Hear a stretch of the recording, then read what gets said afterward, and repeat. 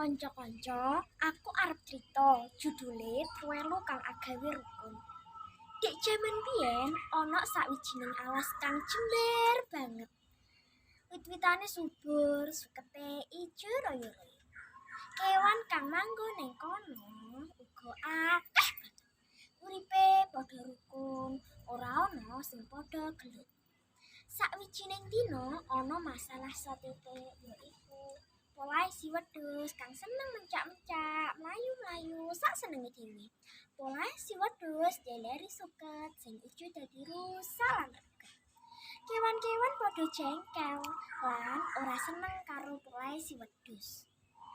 Truwelu khawatir banget yen ngantuk anake kepidak-pidak dening polahe si wedhus. Mula Truwelu banjur golek akal sengaja etok-etok nantang wedhus. "He wedhus, alas iki ramung dhuwitmu dhewe. Suket lan kanggo mangan kewan akeh, to idak nganti rusak. Kowe bisa ngowahi pokalmu apa ora?" Wedhus rumangsa sentak atine. Kowe kewan cilik wani karo aku ya? Pancen tak sengaja. Aja kemaki kowe Truwelu, tak pidak sida mati kowe. Yen wani karo aku, ayo rene sundang-sundangan karo aku. Wedhus banjur guyu ngakak-ngakak. Hahaha, kowe arak sundang-sundangan karo aku. Apa kowe duwe sungu? Enteni sedelok ya, aku tak njikuk sunguku dhisik. Truwelu banjur ngukur njikuk carang garing kang lancip-lincip. Carang mau dicat abang banjur dipasang sak cedhake kuping loro supaya kaya sungu.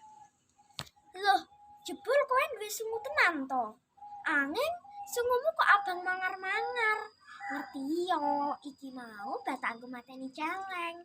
Amarga celeng ngalang-alangi anggonku arep ngundang kowe. Krungu kandhane Truwelu kang kaya mengkono mau, wedhus rumangsa wedi. Wedhus banjur kandha. Wis, saiki ora usah gelut, ora usah sundang-sundangan meneh. Awake dhewe kancan apik-apik wae yo. Aku janji bakal ngowahi pokalku.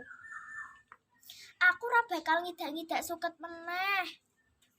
Ya wis, yen katonmu ngono. Nanging janji tenan yo.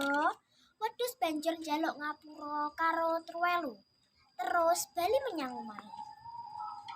Sakwise wedhus lunga, ketek lek ngawasi saka dhuwur wit-witan mau guyu kepingkel-pingkel. Hahaha. Jalaran ngerti yen sungune Truwelu mung apus-apusan kanggo medeni wedhus. Kewan-kewan padha sorak-sorak seneng amarga Truwelu bisa nyadarake wedhus yen alas kono mau banjur bali tentrem kaya padatan meneh. Kanca-kanca, ayo tulung tinulung karo sapa wae matur nuwun.